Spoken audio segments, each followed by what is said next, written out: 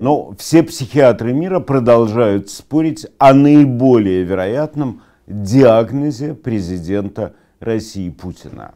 Для Запада, пропитанного научностью и прагматизмом, лишь чистая психиатрия как была, так и остается единственным объяснением войны, которую Путин ведет с Украиной. Чем дольше идет война, тем заметнее становится отсутствие в ней любого политического, военного, хозяйственного и даже криминального смысла.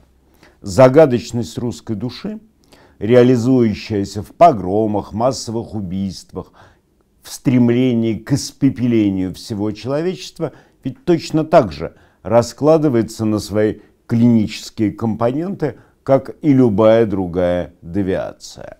Путин, кстати, не жмотничает и своими выступлениями все время подкидывает психиатрам фактурку. На днях он опять расщедрился. Те засели анализировать.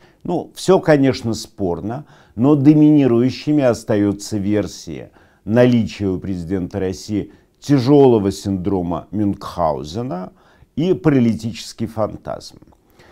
Эти маленькие мозговые неприятности обычно идут в паре с синдромом Кушинга и как кушинговский интеркуррент, то есть сопутствующая проблемка. С Кушингом вообще с некоторыми натяжками, но клиническая картина, что называется, увязывается.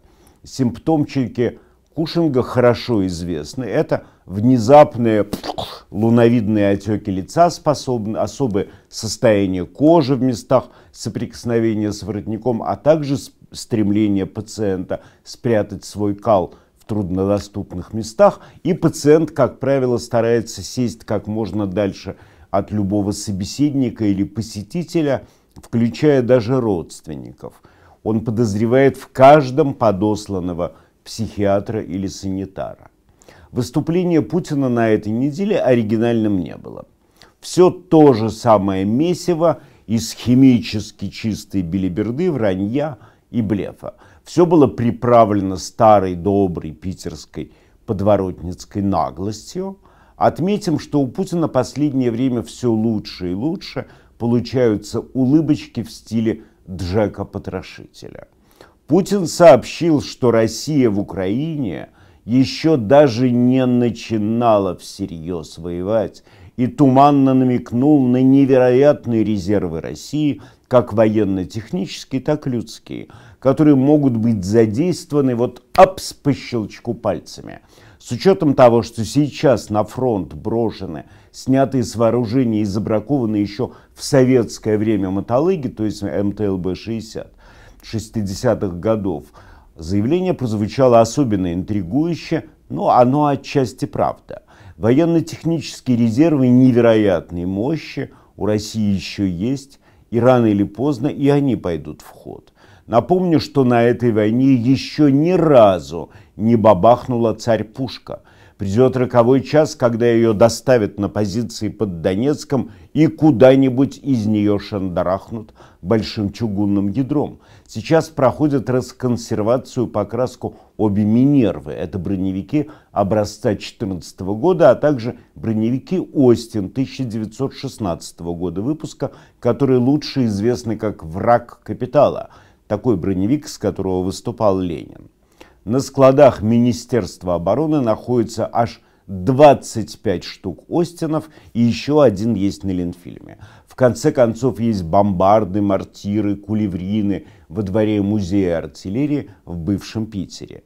При серьезном раскладе и они, вероятно, пойдут в ход. Вероятно, это и есть секретный резерв Путина. Обнаружен, кстати, и людской ресурс, небольшой, но ядреный. Как выяснилось, умирать за бредовые идеи и за личную ненависть Путина к Украине, да и вообще становиться военным преступником, желающих очень мало. Страна, да, она декларирует верность путинским идеям, но на фронт категорически не хочет. Поэтому, чтобы пополнить ряды, началось шерстилово по тюрьмам. зэков с самыми тяжелыми статьями – это убийства, грабежи, изнасилования, педофилия – увозят на фронт, сбивают в роты и вооружают. Перед неизбежной революцией и, возможно, гражданской войной это несколько легкомысленная инициатива.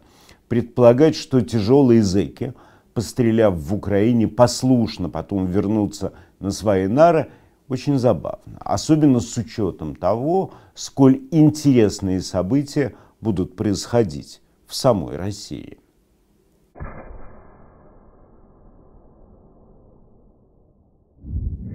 Любовно реанимированный Путиным вампир репрессий начал втыкать зубишки уже глубже и увереннее. Власть, что называется, отбросила всякую застенчивость и рассказала народу, что ждет народ в ближайшее время.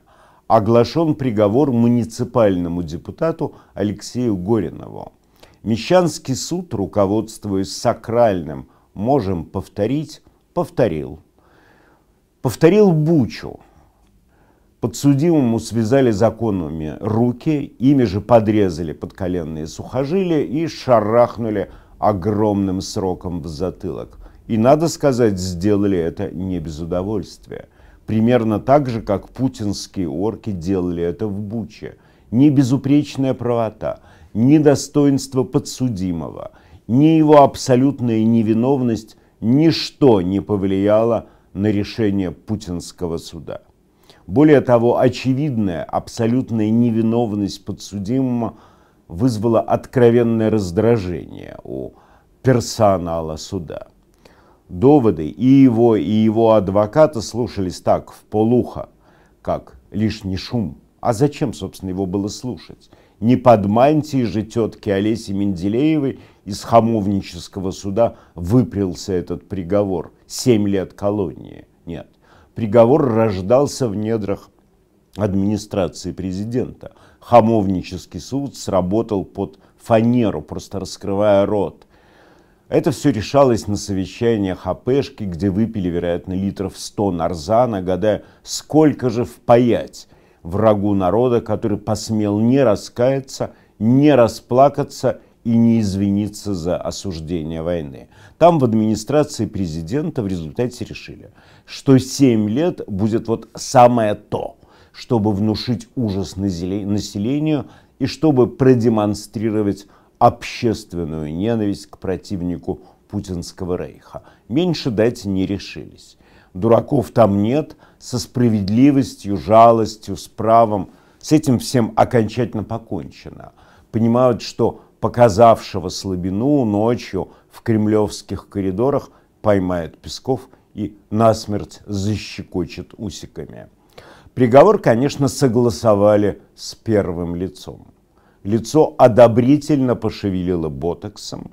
Ну, нарисовалась, разумеется, и главная героиня этой истории Маша Шукшина, артистка, богомолка и доносчица.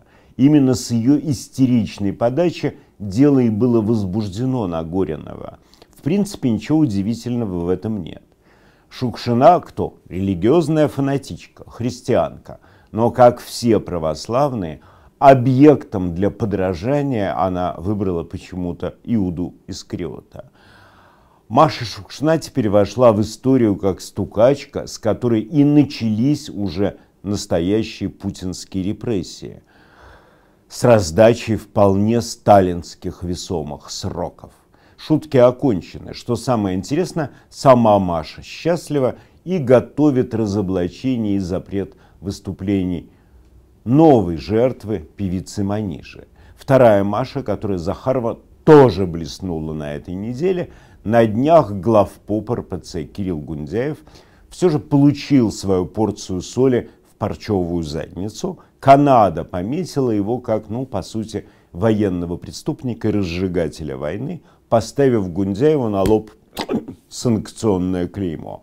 И Маша устроила такой скорбный плач, как будто бы обидели директора ее любимого ликероводочного завода. И зашлась в истерике, утверждая, что наложить на путинского главпопа санкции могли только сатанисты, слуги вселенского Люцифера. Как мы видим, Маша продолжает жить в очень интересном мире. Там правят сатанисты, летают отравленные гуси, украинцы скрывают от мира рецепт борща, а половые партнеры заставляют Машу отсасывать клубнику. Ну и за 3 слова правды о войне полагается 7 лет. Этот мир Маши комфортен, она в нем прописана, но возникает встречный вопрос. Есть ли среди путинцев хоть один человек, свободный от тяжелого диагноза? Таких не замечено. Ну, в общем, в этом тоже нет ничего особенного. Очень часто людей с отклонениями, с задержками развития собирают в специальные группы и держат в специальных же помещениях. Это стандартная практика. Но такой категории лиц редко предоставляют в пользование памятники архитектуры с башнями, часиками и звездами на башнях. Чаще это строгие здания из силикатного кирпича с решетками. Новацией является только тот факт, что указания и прихоти такой группы немедленно выполняет несколько миллионов человек, а подчиняются этим указаниям аж 140 миллионов. Настоящие репрессии, начало которых положено приговором Горинову, неизбежны. Думать, что Путин построит какие-то вот особые добрые концлагеря без печек и газовых камер – абсолютная наивность. Единственная технология, которой в совершенстве владеет Россия, это технология тюремно-лагерного уничтожения людей. Она не предполагает никаких, понимаешь ли, Диснейлендов и в них не нуждается. Да, возможно, в лагеря будет иногда приезжать Лепс и исполнять с вышки песню про рюмку водки, а в газовых камерах будут использовать не газ-циклон, а чистый ладан в очень высоких концентрациях. Ну вот, пожалуй, на сегодня и все. Подписывайтесь, пожалуйста, на телеграм-канал. Слава Украине! Живи Беларусь!